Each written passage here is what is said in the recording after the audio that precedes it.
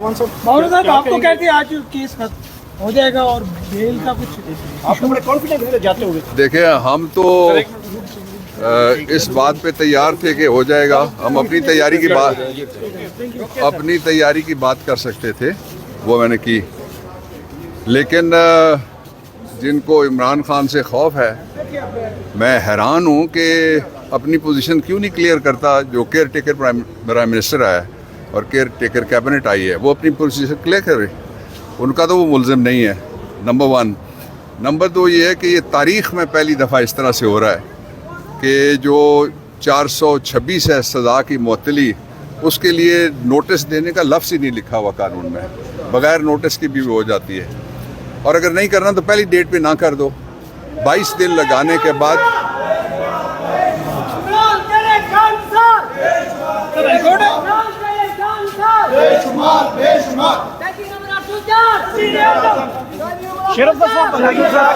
ये जो आज फिर तकरीरी हरबे आप लोग कह रहे हैं, अगर इसी तरह से ये अदालतें आपके साथ कोऑपरेट करेंगी तो आपके पास आखिरी लाए अमल क्या है? आखिरी लाया अमल हमें करने दे तो हम आखिरी लाया अमल बता देंगे, समझ गए। अभी बड़े तहम्मुल से पाकिस्तान तहरीक इंसाफ काम ले रही है और हमारी वकला की टीम, लेकिन हमारे सब्र का पैमाना अब लबरेज होता जा रहा है। साहब मैं इस्लामाबाद देखिए हम चीख के कह रहे हैं कि ज्यादा से ज्यादा खारिज कर सकते हैं तो कर देना। ये तारीखों पे तारीख है, तारीख पे तारीख, ये बिल्कुल इंसाफ का खून है।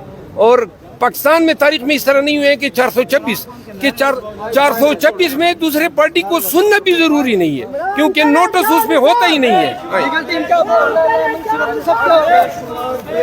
आज की प्रोसीडिंग बड़ी मायूस कुन है। ये 426 जो है ये स्टे की तरह होती है या बेल पिटीशन की तरह होती है, इंटरिम दरखास्त होती है। इसमें नोटिस भी जरूरी नहीं है।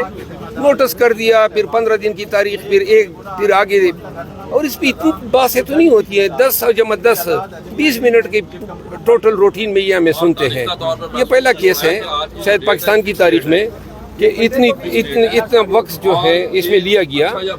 कोसा साहब ने पहले भी कहा था कि बेहतर है कि हम आगे जा सकें तो कोई ऑर्डर तो कर दे। दूसरी साइड को सुनने की जरूरत नहीं होती। अब सुन चुके हैं, लेकिन कानूनन कोई ऐसी रिक्वायरमेंट मैंडेटरी नहीं है कि 426 में आपने नोटिस लाज़िमन करना है। ये सस्पेंड हो सकता है, लेकिन ये फैसला अदालत के लिए होता है, क्योंकि कहा जाता है कैप्टन सफ्दर को भी 1 साल की कैद हुई थी, लेकिन वो 70 दिन तक जो है वो जेल में रहे थे। इसके बावजूद भी, और कोई ऑटोमेटिक राइट नहीं होता किसी मुल्ज़म का। ये ऑटोमेटिक राइट की बात मैंने नहीं की है। आपने अपील, जब अपील को समझा जाता है कि ये ट्रायल की कंटिन्यूएशन है, तो अपील जब आप दायर कर देते हैं तो इस दौरान बंदे को जेल में इसलिए रखना कि चूंकि सज़ा हुई है, जबकि अगर आपको ये जवाब मिलता है कि इस सज़ा को सेटिसाइड करने के इम्कानात काफ़ी ज़्यादा हैं या ये अपील जल्दी फिक्स नहीं हो सकती है।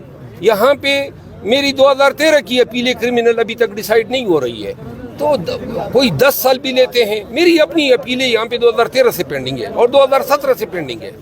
तो लिहाजा अपील के लिए क्रिमिनल लॉ ये कहती है कि चूंकि फौजदारी अपीलें इतनी जल्दी फैसला नहीं होती है, तो लोगों को जेल में रखने से कोई फायदा नहीं है। अब आप सुप्रीम कोर्ट जाकर शिकायत करेंगे? नहीं, सुप्रीम कोर्ट जब ये फैसला करेंगे तो हम जा सकेंगे ना। बगैर फैसले के तो हम डायरेक्ट नहीं जा सकते। सुप्रीम कोर्ट ने भी तो कोई ऑर्डर दे रखा है ना, कि आप समझते हैं उसके बरखिलाफ है जो चीफ जस्टिस आपने। उन्होंने ये तो नहीं कहा ना कि आप, उन्होंने सिर्फ ये कहा है कि आप डिसाइड कर दें, तो बरखिलाफ तो अब आज उन्होंने फिर सुप्रीम कोर्ट ने कोई डेडलाइन तो नहीं दी थी। नहीं, कोई डेडलाइन नहीं। थैंक यू सर, तारीखों के डिले टैक्टिक्स क्या देख रहे हैं? पाकिस्तान तहरीक इंसाफ में बाहर आ गए आपके सामने।